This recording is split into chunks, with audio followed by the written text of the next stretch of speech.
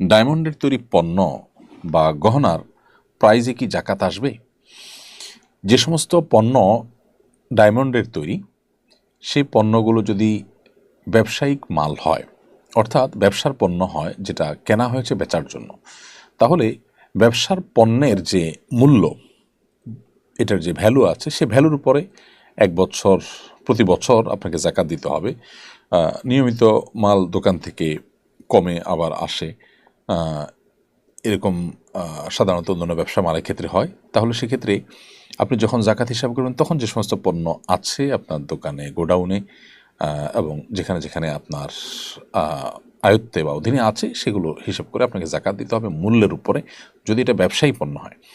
আর যদি গহনার মধ্যে ডায়মন্ড থাকে, তাহলে সেক্ষেত্রে ডায়মন্ডের গহনার জাকাত দিতে হবে না, কারণ সেটা ব্যবসার পণ্য না। আর গোল্ড কিংবা আপনার রূপার মতো, স্বর্ণ কিংবা রূপার মতো, এটা যেহেতু আপনার জাকাত এবল অ্যাসেট সরাসরি না, ব্যবসায়ী পণ্য হিসাবে শুধু জাকাত আসতে পারে, সেই হিসাবে গহনার মধ্যে যদি ডায়মন্ড থাকে, তাহলে সেটার জাকাত দিতে হবে না। সংবিধান সংস্কার কমিশন তাদের সুপারিশমালা পেশ করেছে, এ ব্যাপারে আপনার কোনো মন্তব্য থাকলে জানতে চাই। ধন্যবাদ। সংবিধান সংস্কার কমিটি ইতিমধ্যে যে সুপারিশমালা করেছে, এর মধ্যে বেশ কিছু জিনিস আছে ইতিবাচক, যেমন ধর্ম নিরপেক্ষতাবাদ এবং সমাজতন্ত্র বাদ দেওয়া হয়েছে, যেটা খুবই প্রশংসার দাবি রাখে। এদেশের সাধারণ মানুষের মধ্যে যদি আপনি জরিপ চালান, এবং নিয়মতান্ত্রিক জরিপের দরকার নেই, আপনি যদি একটু খোলা চোখে দেখার চেষ্টা করেন, বোঝার চেষ্টা করেন, তাহলে সেক্ষেত্রে যে কোনো মানুষ মাত্রই দেখতে পাবেন যে দেশের মানুষ সমাজতন্ত্র ধর্মনিরপেক্ষতাবাদকে আসলে কখনোই তারা রাষ্ট্রের মূলনীতি তো দূরের কথা, তারা নিজেরাও এগুলোকে বিশ্বাস করে না এবং তারা এগুলোকে চর্চা করে না।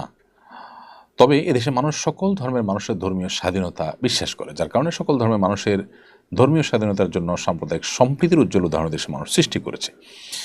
কিন্তু সুপারিশের মধ্যে নেতিবাচক দিকও আছে। এর মধ্যে থেকে সবচেয়ে বড় সেটি হলো যে রাষ্ট্র পরিচালনার মূলনীতি হিসাবে যা উল্লেখ করা হয়েছে গণতন্ত্র, এর মধ্যে বহুত্ববাদের কথা উল্লেখ করা হয়েছে, সাম্য, গণতন্ত্র ইত্যাদি।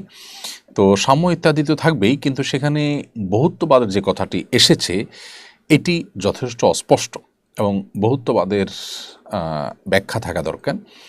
তাছাড়া বহুত্ববাদ এ শব্দের যে উল্লেখ করা হয়েছে, এখান থেকে আসলে সমাজের ধর্মীয় এবং সামাজিক মূল্যবোধ পরিপন্থী বিষয়গুলো আমাদের আইনে চলে আসতে পারে এবং রাষ্ট্র পরিচালনার ক্ষেত্রে সেগুলো খুব সূক্ষ্মভাবে প্রবেশ করবার সুযোগ রয়েছে। আমি জানি না তারা বহুত্ববাদ বলতে কি বুঝিয়েছেন, এই জিনিসটা ব্যাখ্যা সাপেক্ষ বিষয়, এটা নিয়ে যথেষ্ট আপত্তি করবার সুযোগ আছে। বিশেষ করে জাতীয়তাবাদ বাদ দিয়ে সেখানে বহুত্ববাদ ঢোকানোর উদ্দেশ্য কী, লক্ষ্য কী?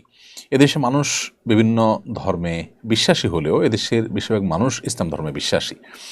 মালয়েশিয়ার মতো দেশের সংবিধানে যদি তাদের রাষ্ট্রধর্ম হিসাবে, অফিসিয়াল ধর্ম হিসাবে ইসলামকে রাখতে পারে, আমাদের রাষ্ট্রধর্ম হিসাবে ইসলাম থাকতে সমস্যাটা কোথায়? আল্লাহর উপর আস্থা বিশ্বাস, আমি যতটুকু জানি, সেটাও কিন্তু রাখা হয়নি। এটা অত্যন্ত গর্হিত কাজ হয়েছে এবং এটা বিগত রেজিম পর্যন্ত সাহস করেনি। এদেশের মানুষের যে সিম্প্যাথির জায়গা, এদেশের মানুষের যে আল্লাহর প্রতি আস্থা বিশ্বাসের জায়গা, সেটা সংবিধানকে বাদ দেওয়া হলে এদেশের মানুষের আশা আকাঙ্ক্ষার প্রতিফলন কিভাবে হবে? তাছাড়া একটা বিষয় খুব স্পষ্ট করে খোলাসা করা দরকার এবং জোর দাবি জানাচ্ছি আমি, সেটি হলো ধর্মীয় এবং সামাজিক মূল্যবোধ পরিপন্থী কোনো আইন করা হবে না, বা রাষ্ট্র পরিচালনার ক্ষেত্রে ধর্মীয় এবং সামাজিক মূল্যবোধকে গুরুত্ব দেওয়া হবে, এই জিনিসটি বিশেষভাবে উল্লেখ থাকা দরকার। সেক্ষেত্রে অবশ্য সকল ধর্মের মানুষের ধর্মীয় যে বিধিবিধান রয়েছে এবং সামাজিক মূল্যবোধ রয়েছে, এগুলোর পরিপন্থী কোনো আইন করা হবে না, এই জিনিসটি স্পষ্ট করা দরকার। এটা যদি হয়, তাহলে আমার মনে হয় এটি চমৎকার একটি কাজ হবে, সত্যিকারের জনগণের আশা আকাঙ্ক্ষার প্রতিফলন এখানে ঘটবে।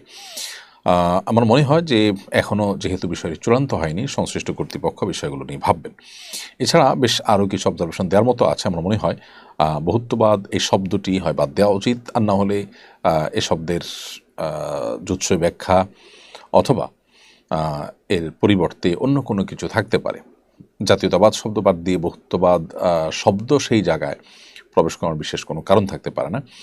আর এর চেয়ে বড় কথা হলো যে আল্লাহর উপর আস্থা এবং বিশ্বাস বাদ দেওয়া হয়েছে, এটা আমি মনে করি খুব গর্হিত কাজ হয়েছে। সাধারণ মানুষ এর মধ্যে যদি ভোট নেওয়া হয়, আমার মনে হয় না দেশের 20% মানুষও এটা বাদ দেওয়ার সপক্ষে ভোট দিবে, তাহলে জনগণ যা চায় না সেটা কেন চাপিয়ে দেওয়া হবে সংবিধান এর মধ্যে? আমার মনে হয় এই জায়গাটাতে জনগণের আশা আকাঙ্ক্ষার প্রতিফলন ঘটা উচিত, এবং ধর্মীয় এবং সামাজিক মূল্যবোধ বিরোধী কিছু থাকবে না, যে সেটিকে আরও নিশ্চিত এবং খোলাসা সুস্পষ্টভাবে সেটা বলা উচিত। এটা বলা হয়নি মোটেই, এটা বলা উচিত।